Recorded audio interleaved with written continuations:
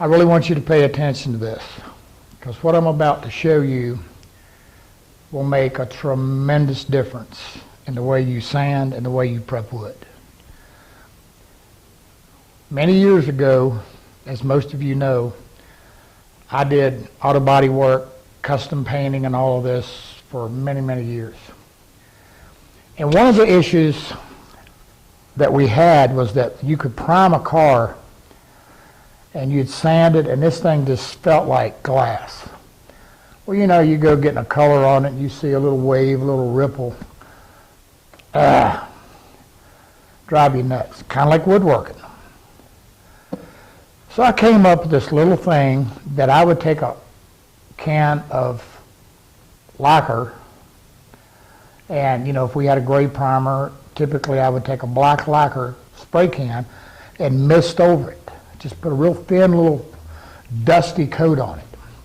Called it a trace coat. Now what would happen is when you started sanding that and you'd wipe it off, if there was any defect, you'd see the little black. It would show you every scratch.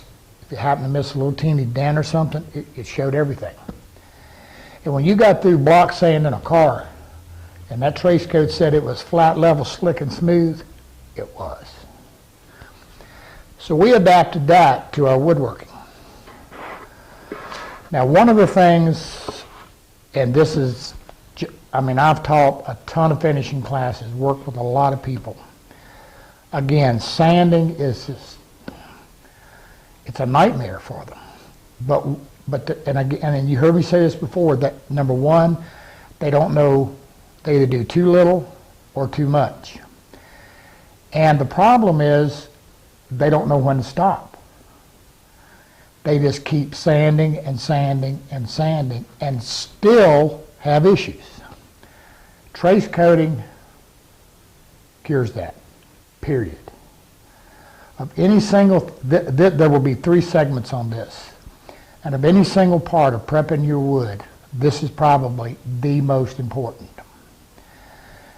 Now I'm going to hear people say, I don't want to go to all that. Well, the alternative is, you know, when you're sand something, you're holding your breath and you're hoping you got all the glue and you're hoping you got all the scratches and nicks. You're hoping you got everything, but you really don't know. What we're about to do, you're going to know. Now, what I'm going to do is, right now, I'm just going to take a die.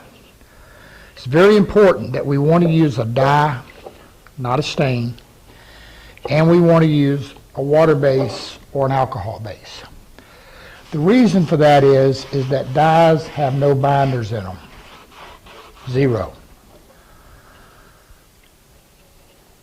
As we've discussed, a stain has binders in it. We don't need all that. The other issue is, the reason for the alcohol or water preferably, and the reason I like the water is, number one, it's going to raise the grain, pre-raise it. And the other issue is that thing we've talked about, is that irrespective of what you do, whether you use a drum sander or a planer, you got to think about this a minute. Every time any of those implements are hitting or striking the wood, they're impacting it. Now, when you impact the wood, you can also dent it, kinda. Have you ever sanded a piece of wood and you just know you got it perfect? And you come back and you put a dye or a stain or whatever on it, basically any liquid, and you see this scratch kind of show up. But look at it close. A lot of times you'll see it's actually elevated. Because what happens when you put water or moisture on wood, if you have compressed fiber, and that's what happens, that sander, that piece of grit striking it, it's cutting, but it's also impacting. Same thing with a planer. And when moisture hits it, it causes the fiber in the wood to relax, and it will let it come back. But with that said, when we put a water-based trace coat on, it's going to soften the wood a little bit and it's going to let it relax. If we have any compression in the wood, it's going to let it swell up. So that when we sand it and sand it flat and flush, we're there. We don't have that to worry about. The other thing that it's going to do, if you've got glue, it's going to show it to you. And we'll take a look at all that. So I've got my trace coat on here, and it's drying. We're going to let it dry very quickly. We'll be right back. All right, the trace coat's dry. When I start sanding, you're going to see.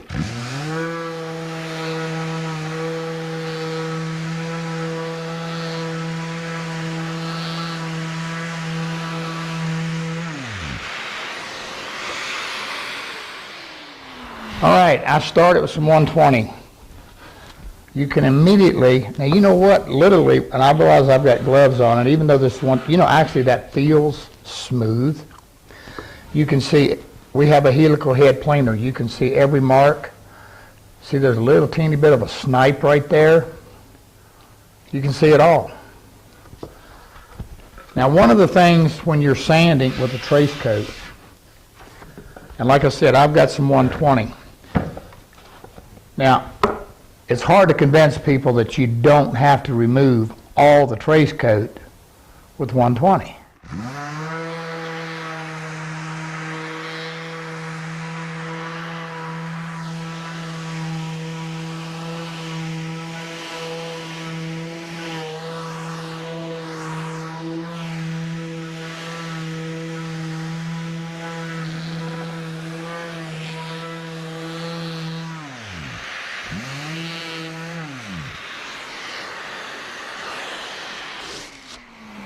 My preferred method actually is to get it down close with 120.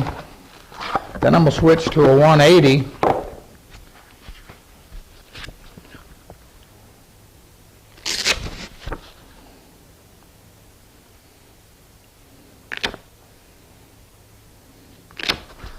Man, this Velcro holds good.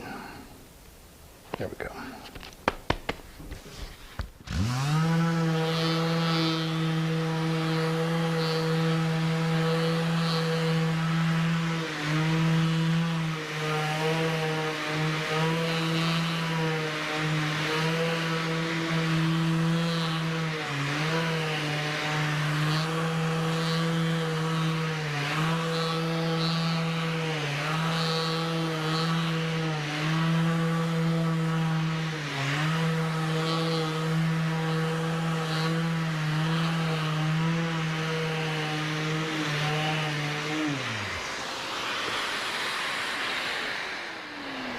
Now, you know what? Believe it or not, that surface is ready to finish.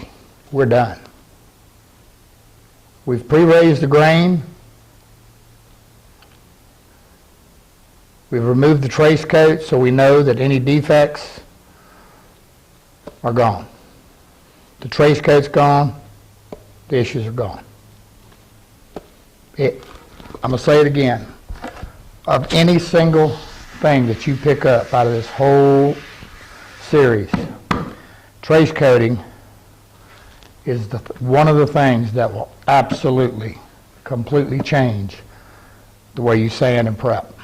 And I mean, it works the same with a scraper or whatever. But make sure you watch. Now this is just a piece of pine, plain wood. Make sure you watch trace coat to enhance figure, and make sure you watch trace coat cautions. That's trace coating. Can't be any simpler.